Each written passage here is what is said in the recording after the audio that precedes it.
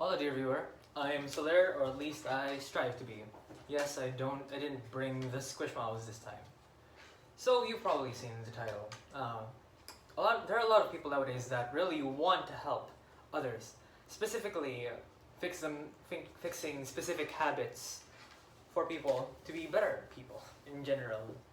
Yes, I could say that there are objectively better people, and there are objectively worse people. In some sense, especially if we care about the people, we really want to help them change. Now,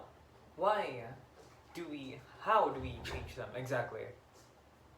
First up, well, they have to want it. They have to actually want the change.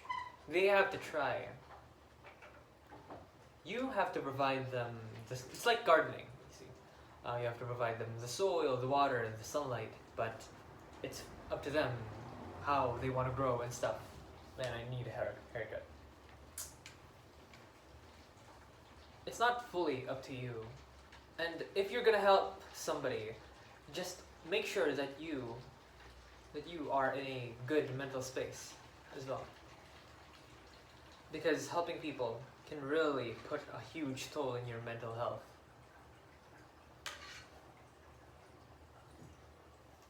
Make sure that you yourself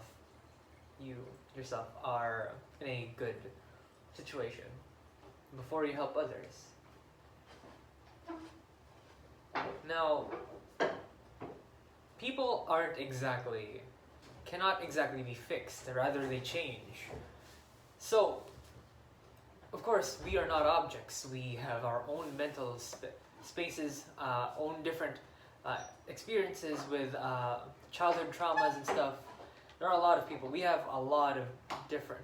There's a reason why the term individuality exists.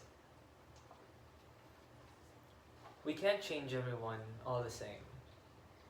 We have to know what ticks them, what makes them think in specific ways, or what makes them that way, what makes them think the way they do.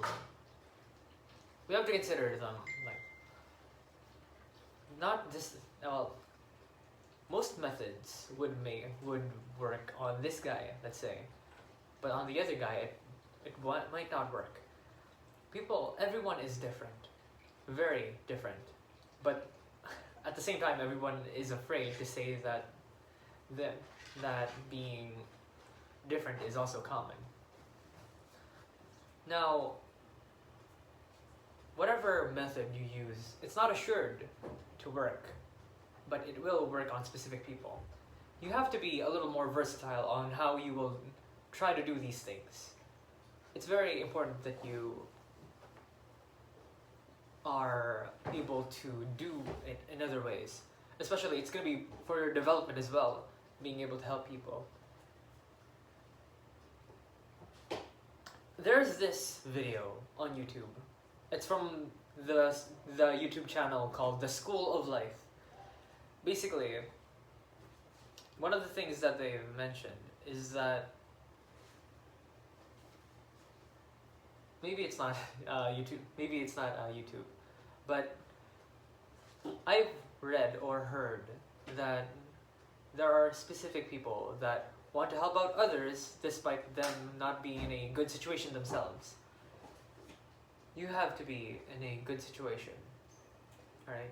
Always put yourself first at the list, because, well, if you always prioritize others, of course you won't be at a good mental space. I've been going on and on about this. Man, impromptu is hard.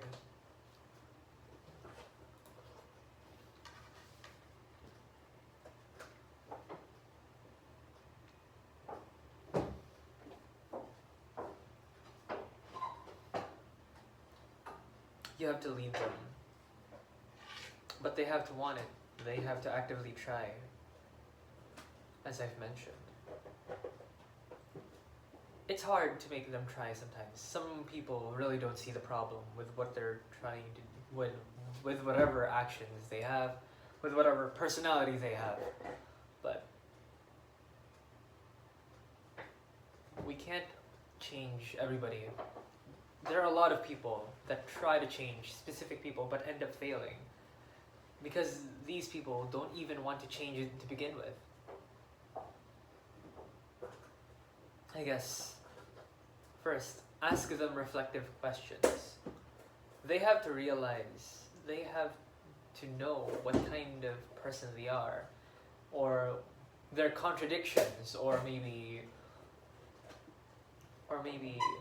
make them realize how objectively wrong what they're doing is, or maybe stupid.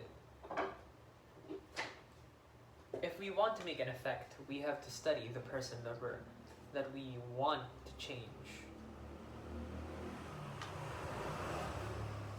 If you know that person well enough, you will be able to change that person in one way or another. Even though sometimes we think that we can't change that person. We can. We've already made change to that person. We just don't see it.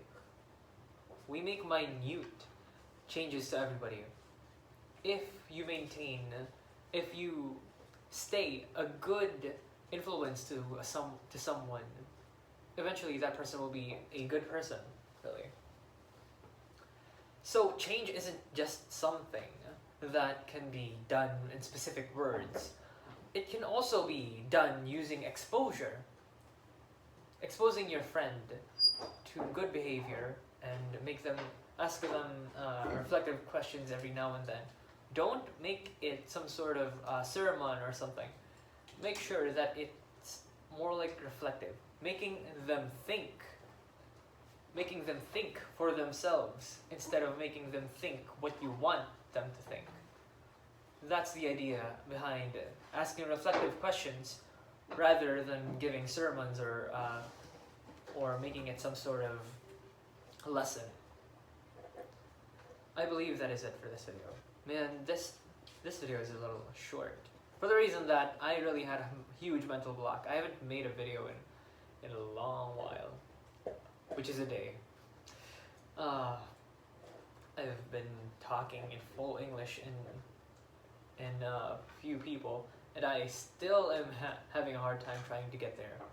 I mean, the idea itself was just introduced to me recently, and I'm having a hard time trying to explain it.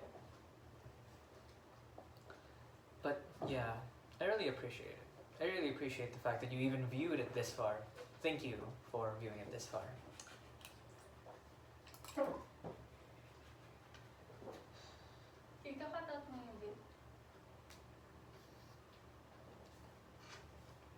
Goodbye. Thank you.